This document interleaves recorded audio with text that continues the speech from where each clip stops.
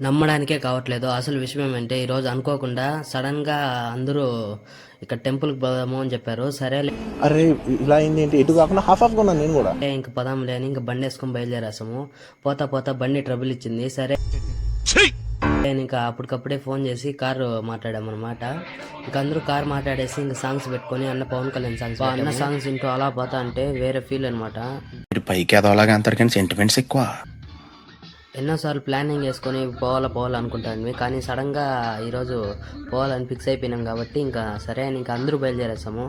ఇంకా పోతా పోతా మధ్యలో ఒక రెస్టారెంట్లో నిలిపి ఇంకా అందరూ భోజనాలు చేసి ఇంకా లొకేషన్ చూసాము అక్కడ నుంచి ఎంత దూరమో అని.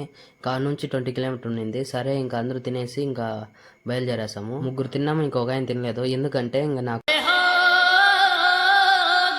కార్లో కూర్చుంటే వామిట్ వస్తుంది అన్నాడు. సరేలే ఇంకొద్దులే అని ఇంకో జ్యూస్ తాపిచ్చేసి సరే అని చెప్పాము. ఇంకా ప్లేస్ ఎక్కడో చెప్పలేదు కదా. ప్లేస్ ఎక్కడ అంటే అరిగొండ అనమాట. అరిగొండ అంటే ఇక్కడ పౌర్ణానికి మాత్రమే ఒక జాతరలా చేస్తారనమాట.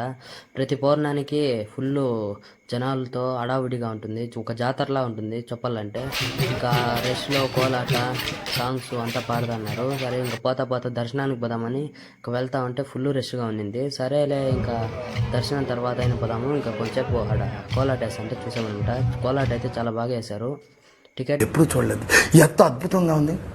అరే తీసుకునేసి ఇంకా లోపలికి బయలుదేరేసాం. లోపల వెళ్ళగానే దేవుడి దర్శనం చాలా బాగా అయిందనమాట. ఇంకా బయటకు వచ్చేసి ఇంకాసేపు అలా కూర్చునేసి ప్రశాంతంగా ఉన్నాము. ఇంకా సరేలే ఇంకా బయలుదేరదాము అని ఇంకా దేవుని దగ్గర పోయి ఇంకా ముక్కునేసి ఇంకా మా ఫాలోవర్స్ అంతా బాగుండాలని కోరుకున్నాను.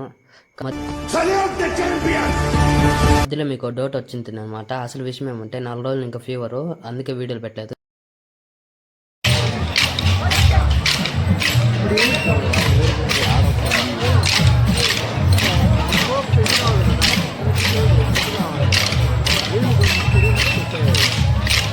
కోలాట చేసి ఇంటికి పోవాలా, ఇంకా ఇంటికి టైం అవుతుందని ఇంకా లడ్డూలు తీసుకునేసి ఇంటికి బయలుదేరేస్తాము.